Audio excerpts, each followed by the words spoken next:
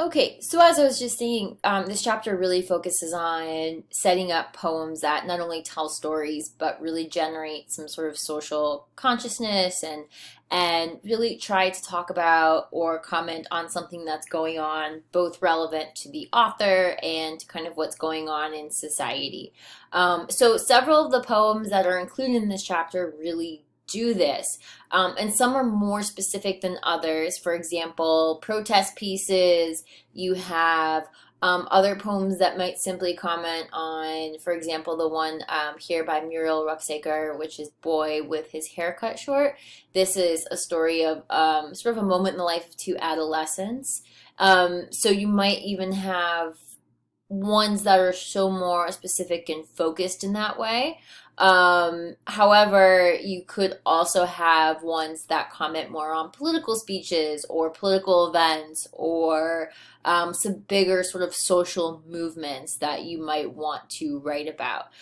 It doesn't matter, whatever large scale, small scale that you're choosing to focus on, poems about real things, real people, real events. Are very, very much ways to grab the attention and sort of comment on what's going on in the world. You can also have, of course, a prose poem that's a fable. And this example of the uninvited that is here too, doesn't necessarily have to be about something, so specific, so real. It could be sort of vague. So you have one called The Uninvited. As the heads of state feast with one another, the tables in the gilded hall loaded with caviar, venison, exotic fruits and vegetables, and gallons of champagne, there's a tapping at the windows. A child's face, then another, presses against the panes, the eyes in them black as the night the children stand in, their mouths open as if they were howling with the wind.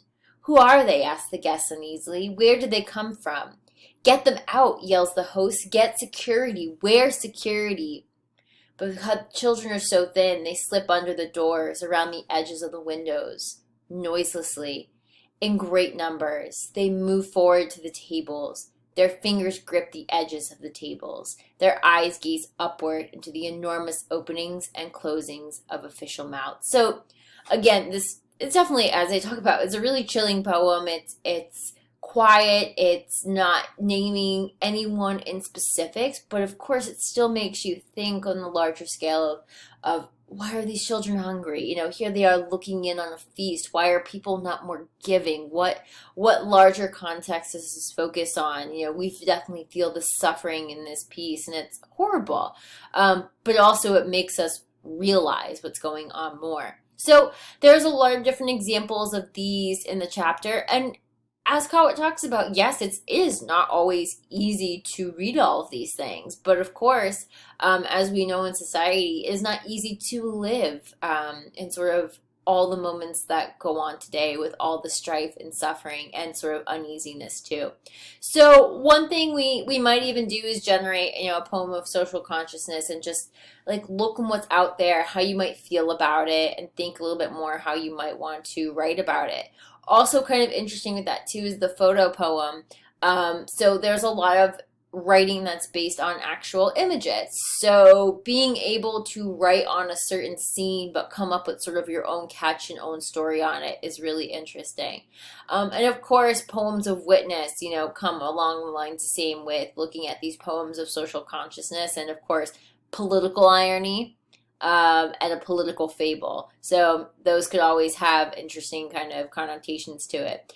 In the physicality, you could do a cut up poem with, sort of fragments. Like they would do maybe examples from the Bible compared with an article or a poem of political rage. You can certainly think of slam poetry and sort of very much, go ahead, use all your emotions to really get the piece out like that. This is definitely important in the context and the time frame of what we live for today.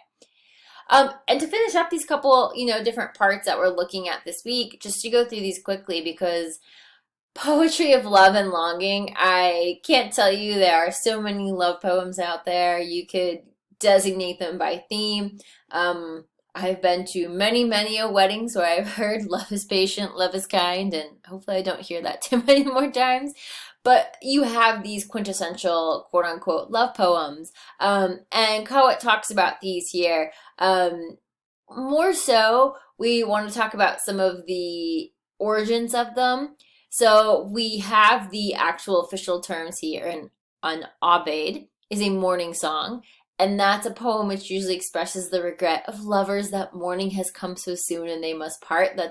That's Romeo and Juliet. That's a very quintessential English example. And here's your example from Romeo and Juliet, which I'm sure you've read at some point or maybe seen the movie version even. It's written in blank verse as above.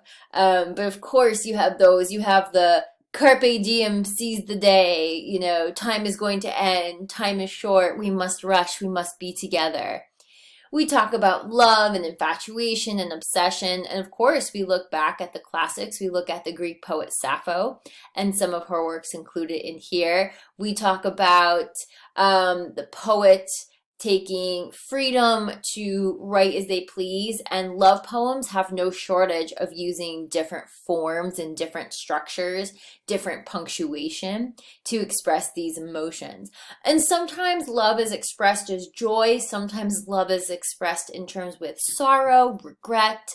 It could be associated with moments of laughter, funny kind of, very humane and very, down to earth kind of parts. But then, of course, it can be also sort of fantastical as well.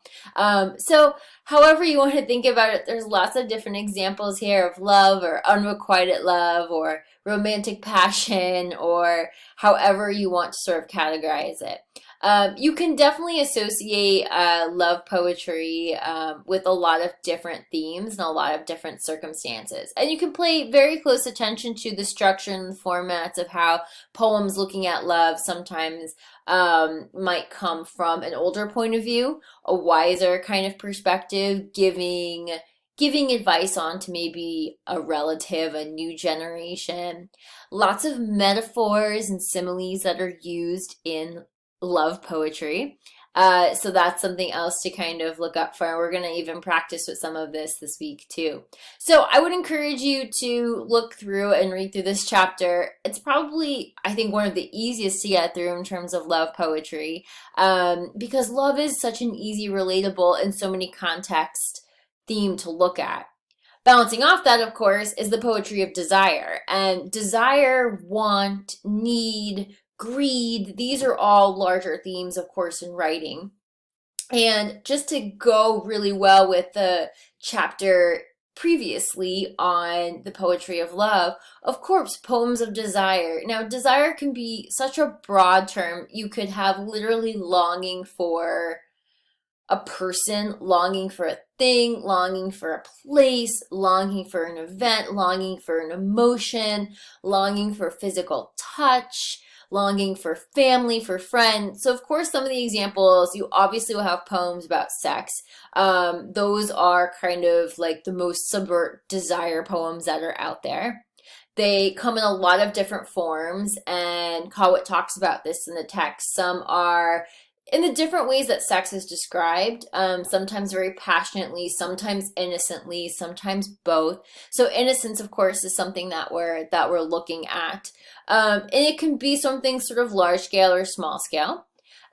You could lust for, and I think this is something that we talk about so much in our society today, you could literally lust for, that celebrity figure. In this poem, a TV figure, a lust for something sort of out of this world that you probably might never meet the person, sort of like an ideology like that. So that's another kind of way. You can lust and admire, desire the body in a lot of different terms. You can talk about sexuality, much different from sex.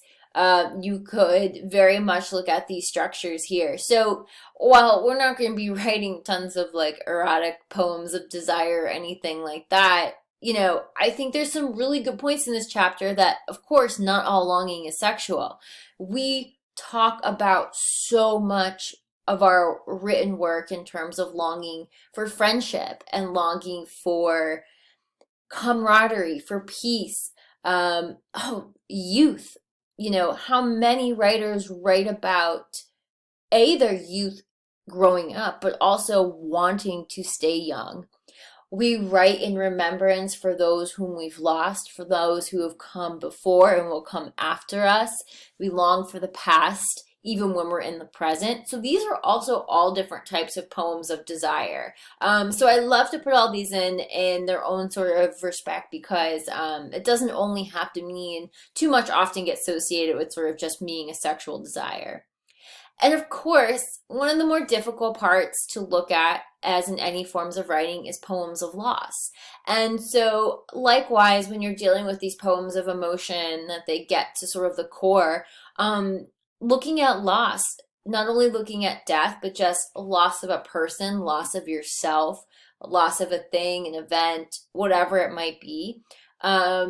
We look for these both in a lot of contexts. Sometimes we look for them to help us get through a particular hard moment. And B, these authors also look for them to sort of express themselves in a hard moment. And perhaps the things that are very difficult to talk about in real life, sometimes it's very difficult to talk about loss or death or coming to an end in some sort of way.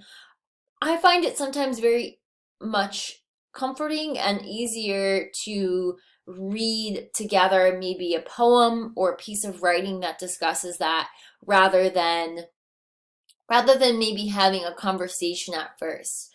We are always surrounded by loss and grief at some point in our lives, and there's a lot of different ways of expressing that.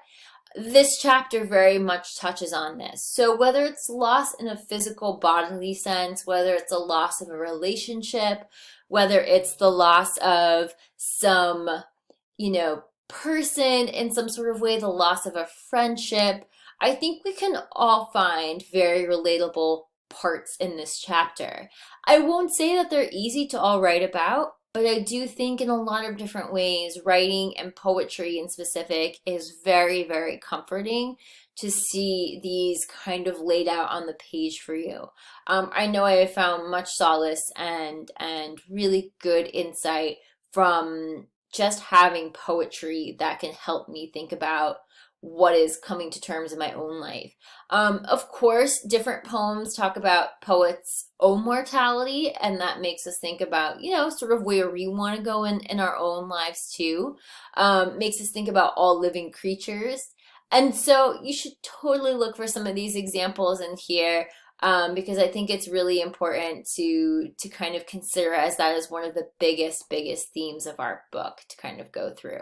We'll definitely be trying a lot of these different poems this week.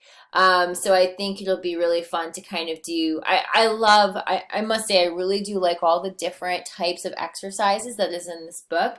I think that, these are some easy but also fun ones that you could do for your own writing pleasure, should you continue on with some of these. So I hope you're enjoying them as much as I am.